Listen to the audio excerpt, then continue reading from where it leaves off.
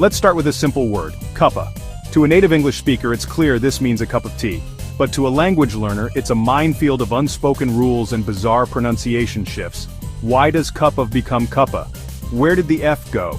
These are questions that plague even the most dedicated English student. It's enough to make one wonder if English is deliberately designed to be confusing. This comical confusion highlights a fundamental truth about English. It's a language brimming with quirks and contradictions.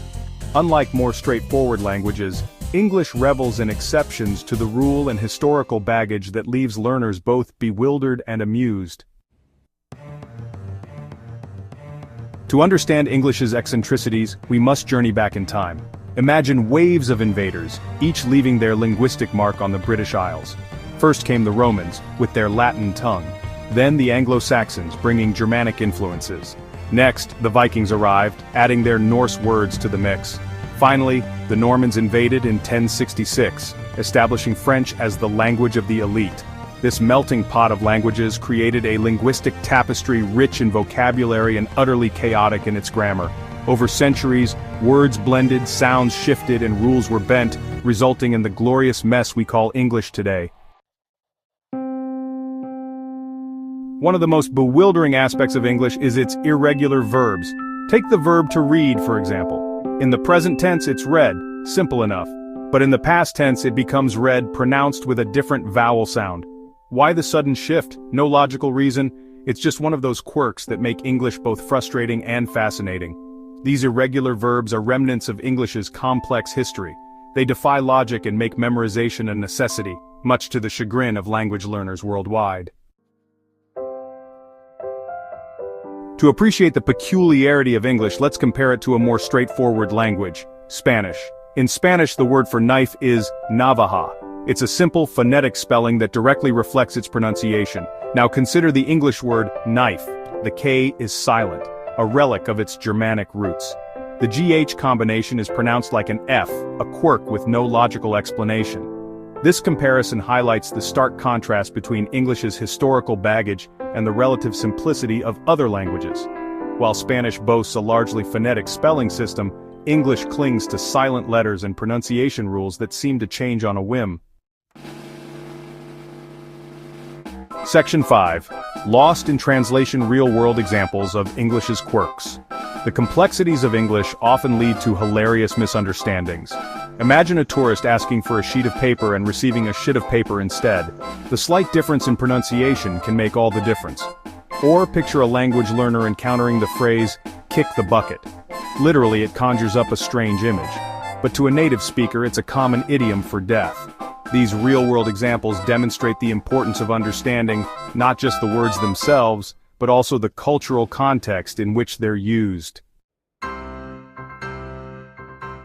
Section 6. Embracing the chaos. Why understanding English matters.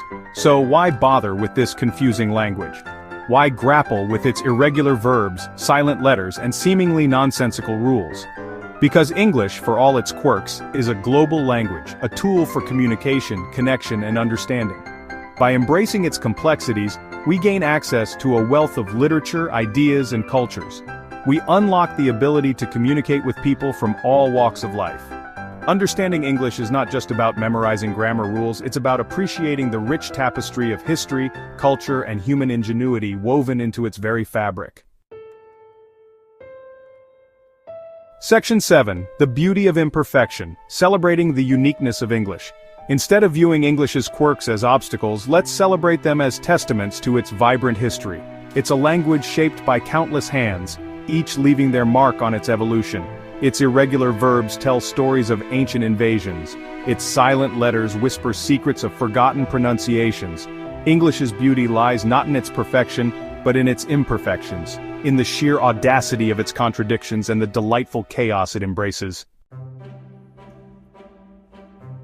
Section 8. Beyond words. English as a tool for connection and understanding.